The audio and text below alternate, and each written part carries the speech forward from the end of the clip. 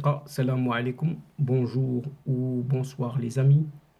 J'espère que vous allez bien partout où vous vous trouvez. En tout cas, c'est ce que je vous souhaite et surtout pour le meilleur des cas. Merci de nous recevoir chez vous et parmi vous une nouvelle fois et bienvenue sur votre chaîne Bled Maralibia. Pour ma part, je suis ravi et content de vous retrouver à travers cette 363e vidéo qui vient vers vous pour vous proposer votre CQFD habituel, c'est-à-dire ce qui fait la petite discussion entre nous à chaque fois. Et le présent CQFD se consacre à cet ancien président du gouvernement espagnol, cette fois-ci, qui couvre d'éloges le plan marocain d'autonomie au Sahara marocain, alors que l'actuel Premier ministre évite d'aborder les revendications marocaines sur les deux enclaves occupées que sont Ceuta et Melilla. Quant au ministre des Affaires étrangères espagnol, il est attendu, oui, il est attendu ce 1er avril prochain au Maroc, tandis qu'un ancien chef de gouvernement de droite, cette fois-ci espagnol, voit dans ce revirement sur le Sahara marocain, une erreur que l'Espagne paiera cher. L'initiative marocaine d'autonomie au Sahara est la seule proposition qui offre une solution négociée au conflit dans le cadre des Nations Unies. C'est ce que précise l'ancien chef de gouvernement espagnol, Felipe González, qui a été au pouvoir, rappelons-le, de 1982 à 1996. Et ce responsable politique de gauche a réitéré lors d'une déclaration à la presse, rapportée ce mercredi dernier par Radio Copé, que le plan marocain est la seule proposition parvenue aux Nations Unies avec une solution viable. Une initiative que les résolutions du Conseil de sécurité qualifient depuis sa présentation en 2007 déjà de sérieuse et crédible. Un autre chef de l'exécutif, le socialiste cette fois-ci, José Luis Rodríguez Zapatero, lui aussi au pouvoir de 2004 à 2011, a également apporté son appui au plan marocain d'autonomie au Sahara marocain. Des manifestations de solidarité, confortant la position de Pedro Sánchez, notamment au sein de son propre parti, à savoir le Parti socialiste ouvrier espagnol. Pour rappel, l'actuel chef du gouvernement, Pedro Sánchez, n'avait pas réussi à convaincre les figures historiques de sa formation, des José Bono, Miguel Ángel Moratinos, Javier Solana, et même ce José Luis Rodríguez Zapatero, du bien fondé de l'accueil en avril 2021 de ce pseudo-chef du Front Polisario, un certain Brahim Ghali, alias Banbatosh, qui a été reçu, rappelons-nous-en, en catimini, en cachette, sous une fausse identité algérienne, avec des vrais faux documents, attribués par cette marraine algérienne. Mais pour le gouvernement espagnol, Ceuta est une politique d'État. Vous entendez bien, Ceuta est une politique d'État. Ceci, c'est par ce message, oui, c'est par ce message rassurant que ce Pedro Sánchez, décidément, a commencé son point de presse animé conjointement ce mercredi dernier avec le président de cette ville, Ceuta, ce président qui est Juan Vivas. Une politique qui a pour objectif de garantir la sécurité, la stabilité pour donner la tranquillité à ses citoyens et ensuite créer des opportunités pour que les autres qui vivent à l'extérieur de Ceuta prennent connaissance de ce qui se passe à l'intérieur de ce préside, de ce conclave. Le chef de l'exécutif, Pedro Sánchez, toujours, a saisi cette occasion pour répondre tout simplement aux nombreuses voix dans son pays qui critiquent son appui à l'initiative marocaine d'autonomie au Sahara marocain. Et Pedro Sánchez a souligné que le gouvernement espagnol n'a fait que suivre la voie empruntée par d'autres nations très puissantes et importantes en Europe, comme la France et l'Allemagne, ainsi que la Commission européenne elle-même. Il s'agit toujours d'une proposition, comme dans les résolutions du Conseil de sécurité des Nations Unies. Et le chef de l'exécutif espagnol n'a pas répondu, n'a pas répondu lors de ce point de presse aux questions portant sur les revendications marocaines de récupérer ces deux enclaves occupées que sont Ceuta et Melilla. En revanche, il a loué la nouvelle étape, entre guillemets, qui s'ouvre pour les relations entre les deux pays, et il déclare: nous sommes parvenus à un bon accord équilibré avec des intérêts pour les deux parties, à savoir le Maroc et l'Espagne. Donc les socialistes en Espagne affirment que l'accord conclu favorise le développement des relations solides et stables avec un pays voisin et partenaire stratégique comme le Maroc, sont indispensables pour l'intégrité territoriale, y compris Ceuta et Melilla, ainsi que la souveraineté de l'Espagne, avec sa stabilité, la sécurité, la prospérité des deux pays. Après Ceuta,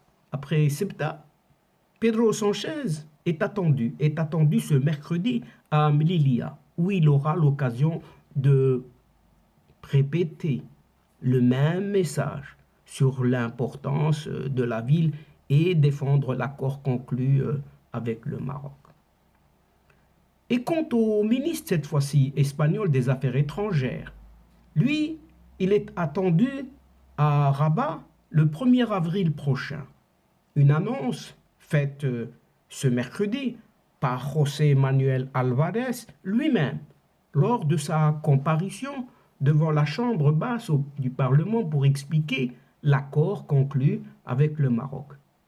Un déplacement qui vise, a-t-il précisé, ce José Manuel Álvarez, devant les députés, à sceller définitivement la normalisation complète des relations entre les deux pays.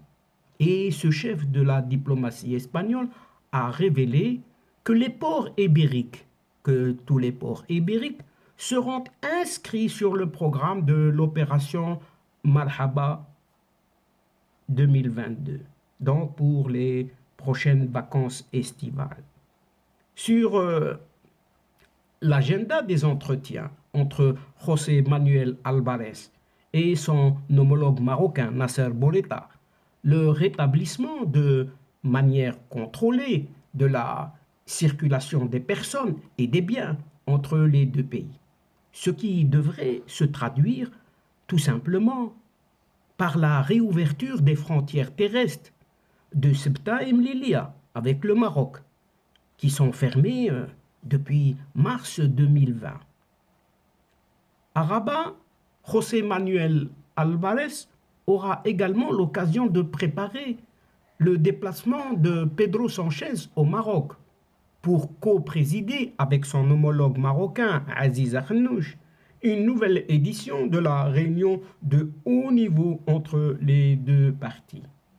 Un rendez-vous initialement prévu, rappelons-nous-en, en décembre 2020 dans la capitale marocaine, mais reporté à une date ultérieure sous prétexte, soi-disant, entre guillemets, de la propagation de la pandémie du Covid-19. Après la démission, oui, après la démission de ce Pablo Iglesias, ce chef, cet ancien chef de ce parti d'extrême gauche, qui était au gouvernement de coalition de gauche, donc des ministres marocains et espagnols, avaient tenté de relancer la préparation du sommet. Un processus stoppé net. Oui, un processus stoppé net avec l'accueil de ce Brahim Ghali alias Mohamed Ben Boutouche en Espagne. Et tandis qu'un ancien, cette fois-ci un ancien président du gouvernement espagnol, qui a été au pouvoir, lui, de 1996 à 2004, et ex-président du Parti populaire, parti de droite, ce José María Aznar, a critiqué, lui, n'a rien trouvé d'autre que de critiquer la décision du gouvernement espagnol de soutenir la proposition d'autonomie du Sahara marocain. Dans des déclarations relayées par cette agence Europa Press, il a ainsi qualifié la décision d'erreur historique, ajoutant même que l'actuel chef du gouvernement espagnol, Pedro Sánchez, a envoyé un message de faiblesse au Maroc. Rien que ça. Et il ajoute, nous en paierons le prix, très clairement, a-t-il dit, en expliquant que la décision affecte les responsabilités historiques de l'Espagne par rapport justement au Sahara marocain. Et ce José María Aznar a pointé une décision prise sans consensus et sans débat. Rappelons aussi que la loi autorise Pedro Sánchez à prendre une telle décision.